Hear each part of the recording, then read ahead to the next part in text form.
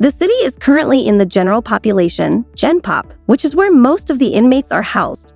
According to at least one source, that's where he reportedly had a meltdown over the holidays. To Cardella Smith's filing. His notice says that Jennifer Lynn Lopez, aka J-Lo, aka Jenny from the Block, quote, will be called as a material witness and expert to Sean Combs' viewing, possession, and distribution of a sexual assault upon the plaintiff in 1997, and the orders of defendant Sean Combs forcing Jennifer Lopez to remain silent about the videotaped sexual assault plaintiff. Diddy is reportedly involved in a fight while in prison, and legal experts suggest that Jay-Z may be attempting to silence him amid a new lawsuit. According to recent reports, Diddy was found crying in his cell after the altercation and is expressing concerns that someone may try to poison him. According to a report from the Daily Mail, that's why Diddy had a breakdown. A person close to him apparently said, quote, spending the holidays behind bars was a nightmare for him. If we're to believe all this, Diddy had a meltdown in his cell and begged the guards to take him to the hospital for observation, but they refused. This same friend or person told the Daily Mail, quote, he eventually managed to calm himself down with the meditation technique he's been using while he's been behind bars.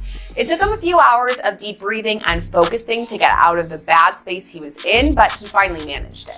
This isn't the first time Diddy's mental health has come into question while he's been at MDC. When he first arrived, he was on suicide watch, which the U.S. Department of Justice National Institute of Corrections describes as supervisory precautions taken for inmates that require frequent observation. Diddy's watch was only temporary, though. He was housed in a special protective unit of the jail after that for the first few weeks of his stay. But Diddy right now is in Gen Pop, meaning general population, the place where majority of the inmates stay. And that's where he apparently had this meltdown over the holidays, at least according to one source. Diddy is reportedly back in protective custody following the attempted altercation and is avoiding prison food out of fear that people may be targeting him. It's important to note that this is the same detention center where Jeffrey Epstein allegedly took his own life, raising concerns about what could happen to Diddy. Fearing for his safety, Diddy has been attempting to secure bail for nearly 6 months. In prison, individuals like him don't typically last long, which is why he cannot be placed in general population. So breaking news right now, Larry, I am just getting word. People Magazine says it's got a source on the inside that tells them that P. Diddy's on watch tonight. Do your sources confer the same information? Are they saying it was possible?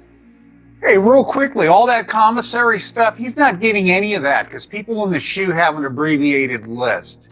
So he's out of luck. No stake for him. Yeah, he is on watch. This guy thought he would have went home. All of a sudden, he didn't get bond. Remember, the first night that he was there, he was like an overnight guest. When they told his bond hearing, now they checked him into the system, and reality has hit him. And I understand that he has a shrink coming by his cell to see him several times a day.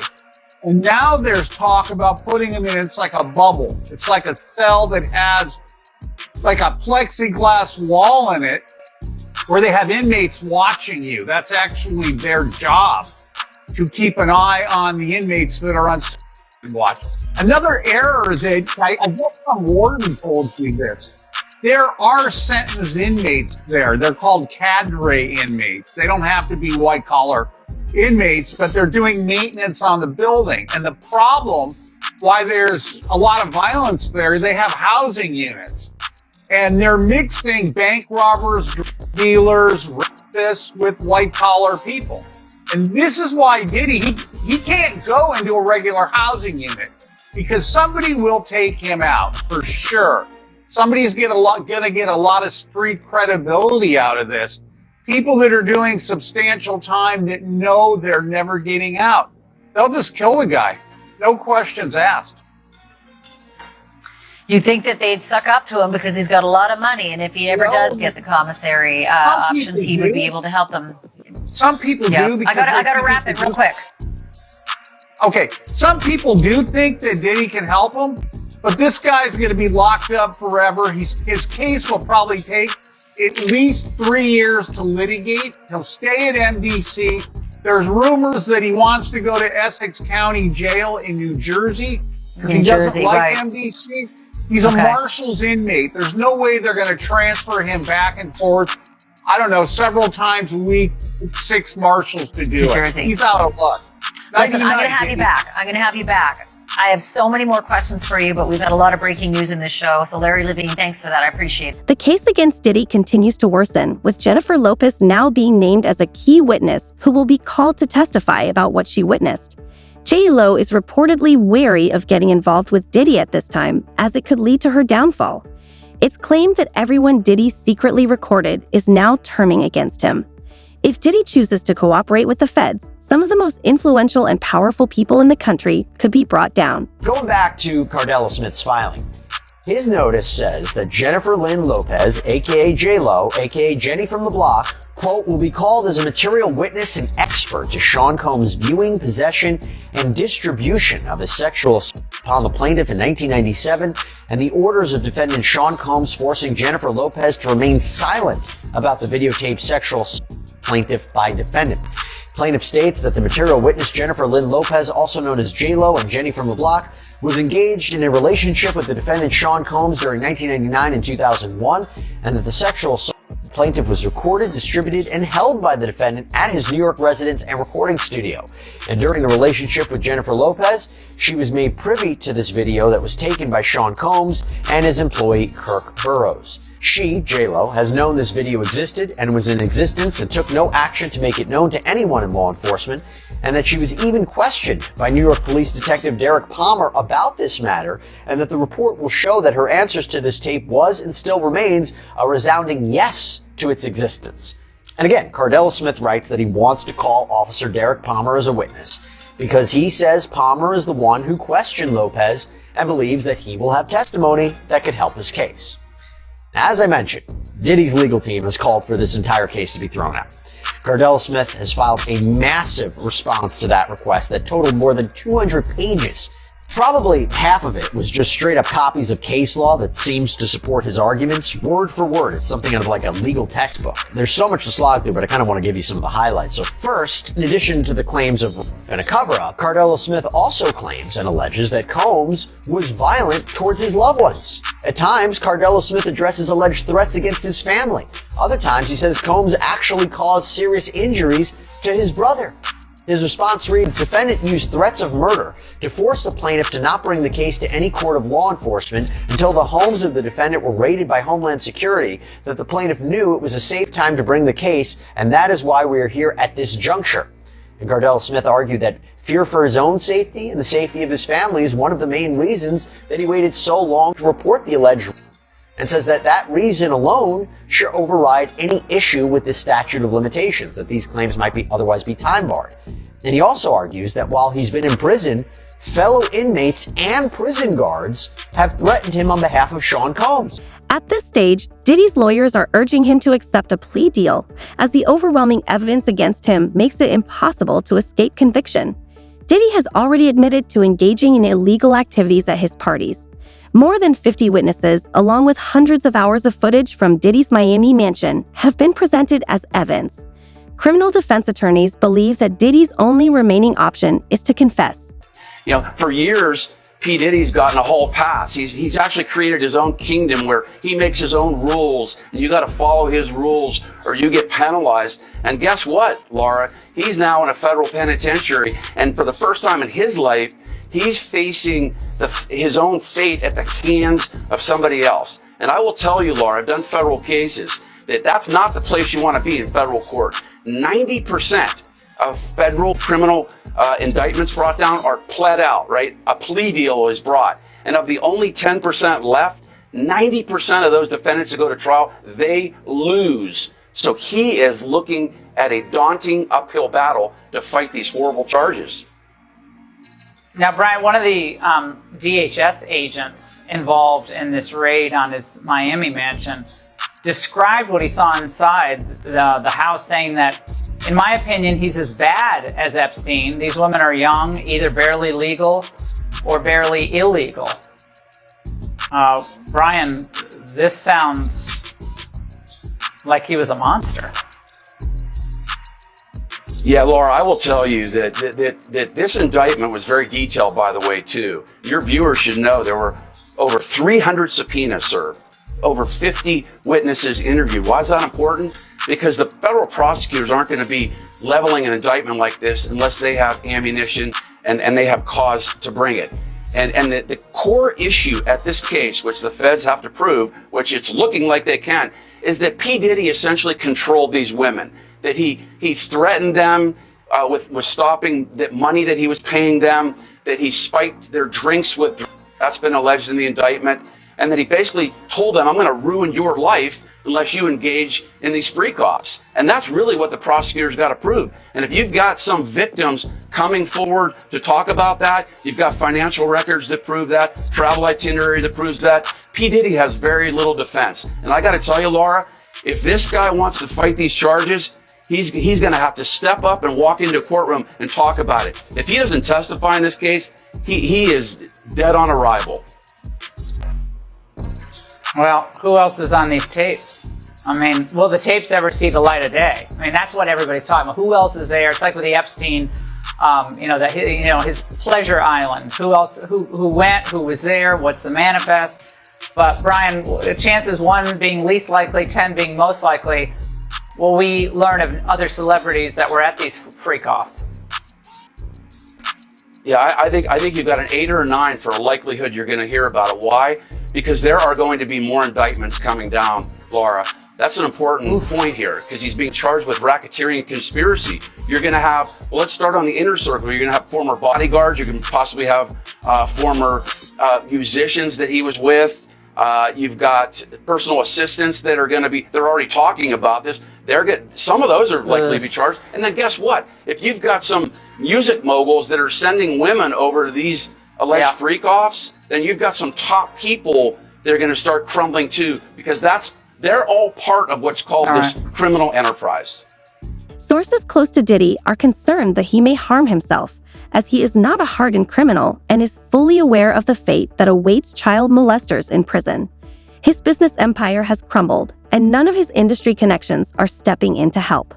Diddy's own family has stopped visiting him, and he appeared noticeably thin during his most recent bail hearing.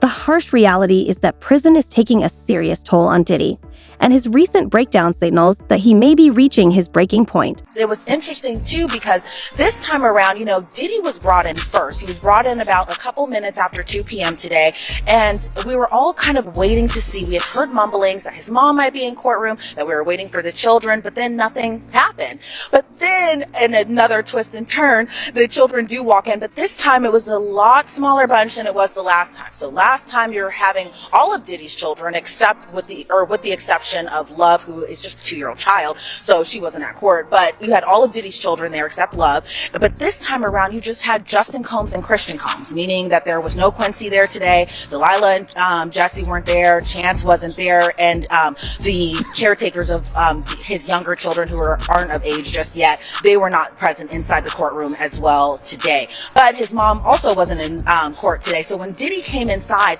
it was still that standard issued MDC jumpsuit. He's wearing khaki. From that video of, I think that was obtained by Daily Mail back in September, of Diddy playing hacky sack in Central Park, to now he appeared just astonishingly thinner, which you can expect to be inside a federal detention center for a couple months now. A lot different from the luxury lifestyle that he was living before, but he appeared very noticeably thinner, and maybe being locked up in detention is starting to wear on him. He appeared grayer a little bit as well too, but again, he appeared just like how you would expect Diddy to appear for a hearing. Yeah, that makes sense. But knowing Diddy personally, do you think it's possible he might take his life? It takes a certain individual to prepare himself to do a lot of years in jail. From the lifestyle that he had, I'm not saying that he can't. I just don't see him able to do time behind bars. Maybe if he be in a camp type situation, that's a possibility. But based on the lifestyle and what he's done and what he's accomplished, if he had to go behind those bars for a lot of years, I think that he may commit. He do an Epstein. The cases against Diddy and his co-conspirators are rapidly multiplying. Jay-Z and J.Lo are just the first celebrities to be dragged into Diddy's case, and former federal prosecutors believe it's highly likely that more celebrities will be implicated. If Diddy confesses, many others could face prison time as well. So that's that. Now, as far as Jay-Z is concerned, this could really go one of two ways. This might be an isolated one-off case that he has to defend. Or potentially it could be a Me Too type situation where other victims come forward. Obviously, we saw that with Diddy and Cassie Ventura. So the coming days and weeks are really going to be telling. And Tony Busby says he has more than 100, maybe up to 300 victims he's representing. So it's going to be interesting to see if any of them also name Jay-Z. And Nima, if such a high-profile name like Jay-Z has come out, could more celebrity names be tied to these lawsuits? What do you think we can expect? No question. This may just be the first celebrity domino, and Jay-Z was unmasked as celebrity A, but let's not forget there's a celebrity B in that same lawsuit that allegedly witnessed the female celebrity. And there was someone who went on CNN earlier this week and said that his sexual was witnessed by another celebrity as well. So I think we're going to see more celebrity names identified very soon. All right, Nima Rani, thank you so much for joining us. As you said, this is one that has entered the court of public opinion. It's nice to have your actual legal advice on this one. Jay-Z, with a net worth exceeding $1 billion, has a business empire that also involves Beyoncé. Allegedly, Beyoncé was aware of what Jay-Z and Diddy were involved in together, and she was reportedly seen alongside Jay-Z at Diddy's infamous party. Jay-Z's lawyers argue that the case is too old to prosecute and should be dismissed. However, Judge Annalisa Torres has ruled that the case will proceed. Rapper and music mogul Jay-Z has been accused of raping a 13-year-old girl, allegedly with Sean Diddy Combs 2 decades ago. According to US news outlet NBC, Jay's real name is Sean Carter, is named in a civil lawsuit alongside Combs. The suit was previously filed back in October, but only titled the rapper defendant. It was refiled today, identifying Carter. It allegedly occurred at an MTV Video Music Awards in 2000. The anonymous accuser said she was raped by Combs and Carter while an unnamed female celebrity watched. Combs, who remains in jail awaiting trial, has repeatedly denied all the accusations against him.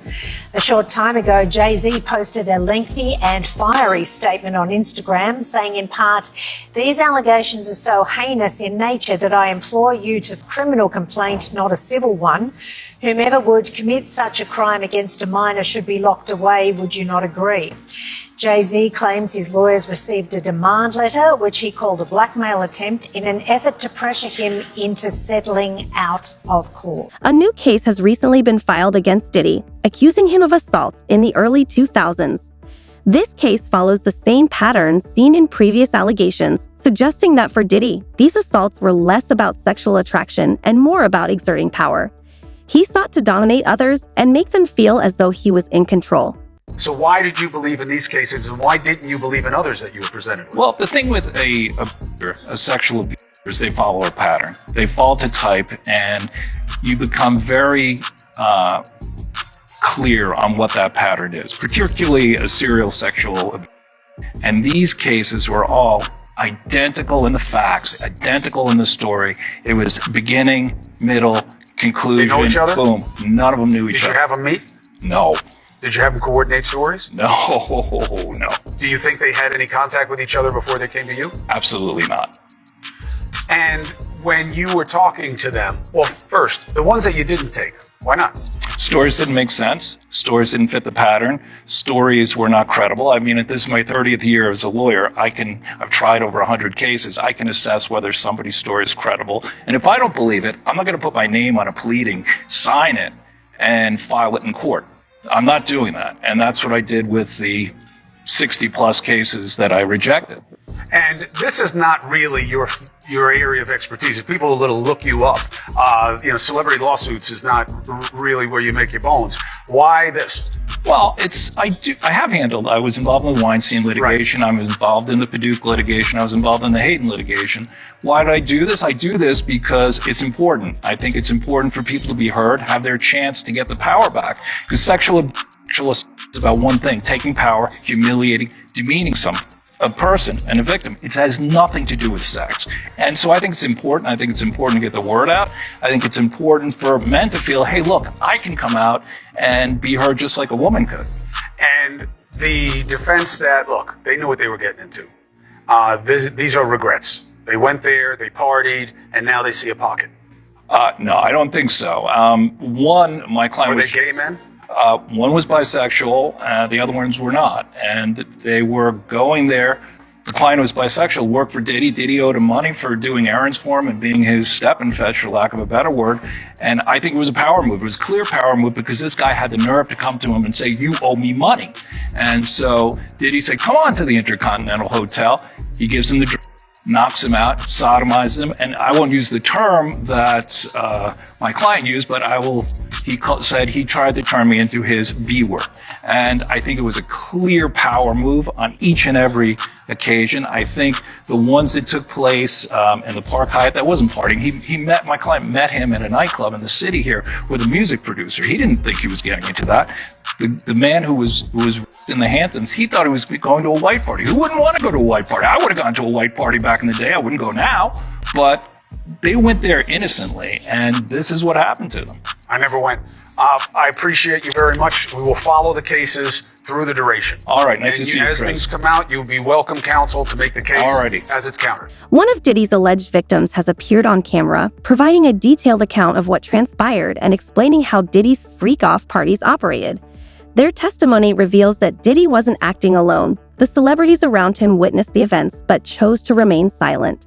Often, Diddy would even instruct his security guards to assault victims while he sat back and watched. It was incredibly painful, and he was acting like it was nothing. Yes, he sat in the dark, but he brought into the light some very disturbing allegations against Diddy. I was screaming. I was telling him to stop. Dozen accusers have filed suit against the imprisoned rap mogul. But this man is the very first to do an on-camera interview telling the story to CNN's Elizabeth Wagmeister. It was abuse beyond belief. The man, identified only as John Doe, says he was hired by a security firm to work at one of Sean Combs' famous white parties in the Hamptons. Hey, yo, what's up, y'all? It's your boy. At first, he was incredibly friendly, very gracious. Staff or someone holding a tray of drinks that came from him directly. Correct. The first drink started to have some effect on me, and I just thought, wow, these are really strong drinks. It wasn't until the second drink, and it was already too late, that I realized that there was something wrong with the drink. And sexually assaulted. He says he could not escape because he had been... Sean Combs was waiting in the wings. He was watching from some sort of vantage point. And once I was in a helpless position and he was sure that he was in a position of power, then he took advantage of the situation. It was the latest scoop for Elizabeth, who was the first with the video of Diddy's hotel of Cassie Ventura. Combs can be seen grabbing Ventura and throwing her to the ground. That video and Cassie's suit, which Diddy settled quickly. Diddy's former party planner, TAA Wallace, has also come forward, stating that she witnessed Diddy and his guests with minors at his parties. I was at I believe to be one of P. Diddy's freak-offs. Now, singer-songwriter Tania Wallace told TMZ's Harvey Levin for the Tubi special, The Downfall of Diddy Inside the Freak-Offs. She believes she witnessed underage victims at one of Diddy's 2018. I'm looking like, are those midgets? Because it's people over them, like it's people trying to hide what they're doing. Adults who are little people, or are you talking about minors? Am I gonna get in trouble? I don't want to say I witnessed any of that crazy stuff, but we all have common sense. Little people. It's not supposed to be there. You're talking about underage people.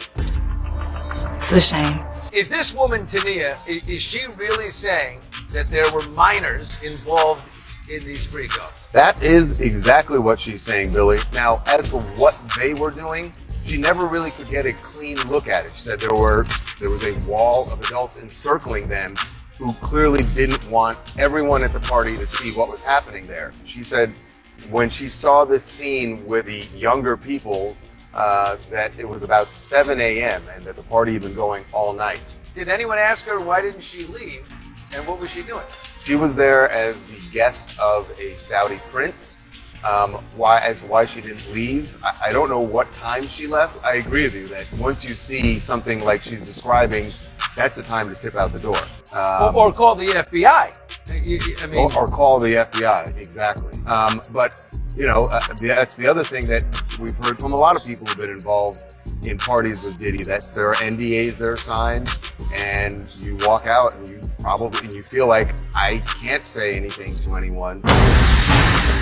Today, Diddy's lawyer calls Tania's claims completely and categorically false. In brand new court documents, he insists the government has been leaking information, saying falsely that he engaged in wrongdoing with underage victims, insisting there are... I love y'all so much. We love you too. And just a week after we heard his voice from jail for the first time on the phone... I'm happy. Thank you, y'all giving me this call. Thank you very much. Gene Deal, Diddy's closest source, has stated that Diddy won't be getting out of jail anytime soon. Diddy recorded compromising footage of everyone at his parties, and that footage is now in FBI custody. If Diddy chooses to cooperate, numerous business empires could collapse. Why haven't anybody came out defending Diddy? All these celebrity friends he have, and nobody came out. They brand. It's all about the money. They saw what he did to Cassie. With the kicking, the punching. They saw what they did to Cassie. They know did nobody in America like that. So now, these people are represented by a brand. Whether it's some about the music, clothing, movies. They're not gonna come out and speak on nothing that has anything to do with them. And they praying that they not on the tape doing crazy stuff, being oiled up in the whole 9 yards. They praying. So until the feds say, hey, yo, listen here. We got you on, hey buddy, we got you on this tape, and girl looked like she was pretty young. We're not gonna show it, but we need you to come and testify against Brother Love, P. Diddy, Puff Daddy, Sean Combs. That's when they're gonna start talking. And they're not gonna be talking in his favor. When the feds come to them and show them what they got on tape, because if he had 250 tapes 250 cameras all over the house, somebody got caught stealing a cookie out the cookie jar. It could be your favorite pastor.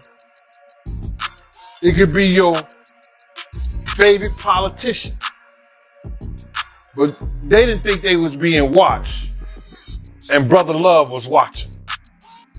Yeah, I mean, TDJ, he haven't even came out and said anything. And him and Diddy was real cool. Amen.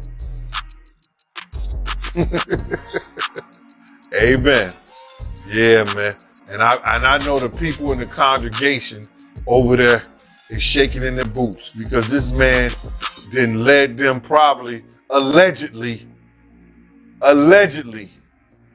probably led them to damnation, because those people's hearts are going to be broken if that man is seen on those tapes doing anything. Because people always put their faith in the pastor instead of putting their faith in God. And what they need to do is understand that he's just a man. And he has a history. It's not looking too good for him. So you feel like celebs are worried that they might be on tape? Oh, they know. That's why they ain't speaking up or saying nothing. Yeah, I was at the Diddy party, but I know I ain't do nothing. When you don't know somebody's taping you, when you don't know that somebody is videoing you in some kind of form or fashion, you got that alcohol, you got the drugs in you, they're a little loose, bruh. They let down all their inhibitions. The music is pumping. He said it himself. He got it so hot in there that you got to take your clothes off. He said that himself, bro. Diddy's world is rapidly falling apart, with allegations stacking up, powerful enemies emerging, and his health visibly declining. The question now isn't just whether Diddy will take a deal, but how many lives will be affected if he does. What do you think? Will Diddy cooperate with the feds, or will he attempt to ride out the storm? Let me know your thoughts in the comments below.